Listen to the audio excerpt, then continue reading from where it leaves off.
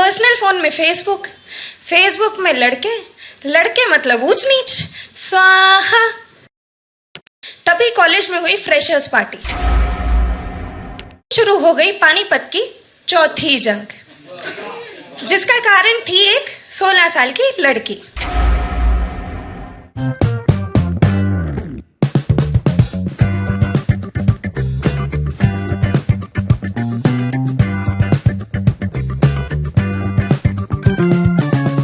तो Panipat, the land of battles. जब कोई मुझसे पूछता है कि तुम कहाँ से हो, तब मैं अक्सर उन्हें ये जवाब दिया करती हूँ, लेकिन मैं नहीं बताती उन्हें कि मैं उस जगह से हूँ जहाँ के गली कूचे पर लोग अक्सर ये कहते सुनाई दे जाते हैं कि औरतें हर जंग की जड़ हैं। अब देखो, सीता की वजह से रावण को मार दिया गया, अकेली द्रौपदी ने पूरी की पूरी महाभारत करवा दी, तो मैं नहीं बताती किसी को कि मैं उस जगह से हूँ जहाँ के लोग औरतों को जंग का कारण समझते हैं, जंग लड़ने लायक नहीं। अक्सर मैंने अपनी माँ को ये कहते सुना है कि जवान लड़की है, इसे कैसे घर से बाहर भेज दूँ, कोई ऊंच नीच हो गई तो। अब उन बेचारी मेरी मम्मी को पता नहीं था कि उनकी जिंदगी का सबसे बड़ा सदमा मैं ही उन्हें देने वाली थी, घर से बाहर जाके पढ़ाई करने की जिद करके। तो 12वीं पूरी होते ही मैंने मोर्चा उठा लिया कि अगर पढ़ाई करेंगे तो पानीपत से बाहर जाकर ही। और तभी शुरू हो गई पानीपत की चौथी जंग, जिसका कारण थी एक 16 साल की लड़की। जंग का पहला पड़ाव रिश्तेदारों का चक्रव्यूह, जिसमें उन्होंने पूरी शिद्दत से श्लोक पढ़ने शुरू कर दिए कि जवान लड़की नए शहर में अकेली रहेगी, स्वाहा। कि कॉलेज मतलब पर्सनल फोन, पर्सनल फोन में फेसबुक, फेसबुक में लड़के, लड़के मतलब ऊंच नीच, स्वाहा। अब जितनी शिद्दत से उन्होंने ये श्लोक पढ़े, उतनी ही शिद्दत से मैं भी अभिमन्यु की तरह उस चक्रव्यूह में उतर पड़ी। चक्रव्यूह में थोड़ा आगे गए तो समझ में आया मुश्किल है, तो बीच का रास्ता निकाल लेते हैं, माने आजादी विद टर्म्स एंड कंडीशंस। तो मैंने सामने वाली सेना के सामने प्रस्ताव रखा, उन्होंने मान भी लिया और मेरे हाथ में थमा दी गई कंडीशंस की एक लंबी चौड़ी लिस्ट कि देखो, अगर नंबर कम आए तो घर वापसी, दोस्ती यारी तो घर वापसी, बाहर निकलना माने घर वापसी, और अगर गलती से भी फेसबुक पर हंसती हुई दिखाई दे गई तो डेफिनेटली घर वापसी।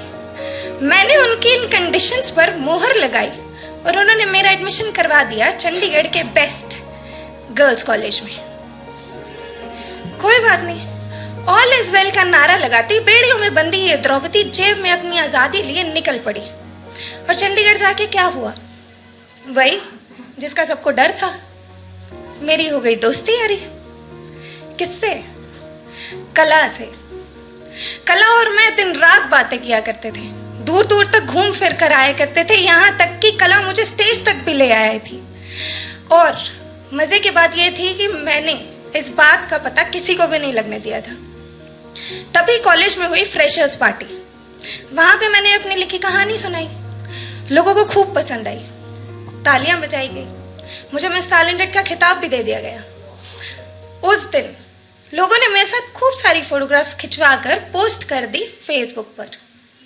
अब फेसबुक पर पोस्ट की गई वो फोटोग्राफ्स ट्रैवल करते हुए पहुंच गई लैंड ऑफ बैटल्स।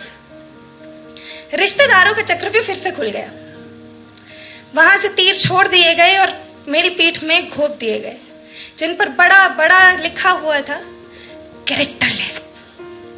ये देखकर मेरे अंदर के अभिमन्यु ने तो घुटने टेक दिए, क्योंकि उस बेचारे को तो चक्रव्यूह में घुसना आता था ना, बाहर निकलना नहीं। तभी कला ने आवाज दी कि अर्जुन शस्त्र उठाओ, लेकिन इस बार with no terms and conditions. तो मैंने घर पे फोन मिलाया और माँ से कहा कि यार मुझे कहानियां सुनानी है, अपनी, उनकी, सबकी कहानियां सुनानी है मुझे। और मुझे नहीं पता सामने से माँ ने क्या कहा, लेकिन चेहरे पर हवा महसूस होने लगी थी, बेड़ियां खुल चुकी थी, क्योंकि कला और मैंने एक घर बनाया था जिसमें डर की कोई जगह नहीं थी। कला ने मुझे सिखाया था कि अपनी जिंदगी में अगर मैं कोई जंग छेड़ती हूँ तो उसे लड़ने के लिए मुझे अर्जुन या अभिमन्यु होने की जरूरत नहीं है। मैं हर जंग को खुद से लड़ सकती हूँ। उस जंग की ऊंच भी मेरी है और नीच भी मेरी। अब जब भी रिश्तेदारों का चक्रव्यूह कभी खुलता है तो कला आवाज देती है कि द्रौपदी शस्त्र उठाओ।